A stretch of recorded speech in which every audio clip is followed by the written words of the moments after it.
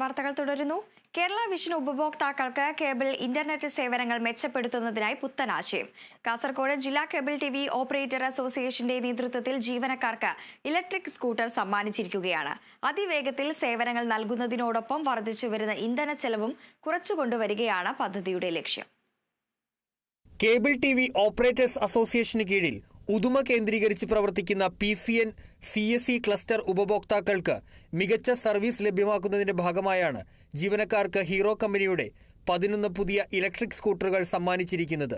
CCN chairman K. Pradeep Kumar ബൈക്കുകളുടെ flag off നിർവഹിച്ചു.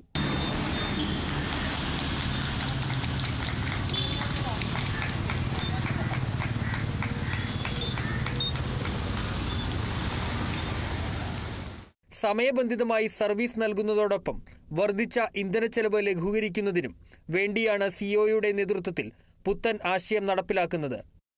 ഏവർക്കും അതൊരു സന്തോഷമാണ്. ഇലക്ട്രിക് വണ്ടി 10 ജീവനക്കാർക്കും അതേപോലെ തന്നെ ടെക്നീഷ്യന്മാർക്കും അതേപോലെ തന്നെ ഓപ്പറേറ്റർമാർക്കുമായി ഒരേ സമയം 10 ഇലക്ട്രിക് ബൈക്കുകൾ ഇറക്കുക എന്ന് പറഞ്ഞാൽ ഒരു വലിയ സന്തോഷം പകരുന്ന കാര്യമാണ്. മാറുന്ന കാലഘട്ടത്തിൽ പെട്രോളിനെല്ലാം വലിയ ചിലവാണ്.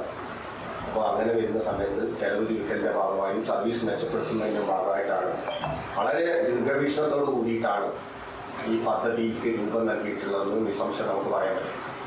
ചടങ്ങിൽ COA ജില്ലാ പ്രസിഡന്റ് VV മനോജ് കുമാർ അധ്യക്ഷത വഹിച്ചു. Kerala vision director M. Lohithakshan, PCN CSE director Abdulla കുഞ്ഞിക്ക് താക്കോൽ കൈമാറി.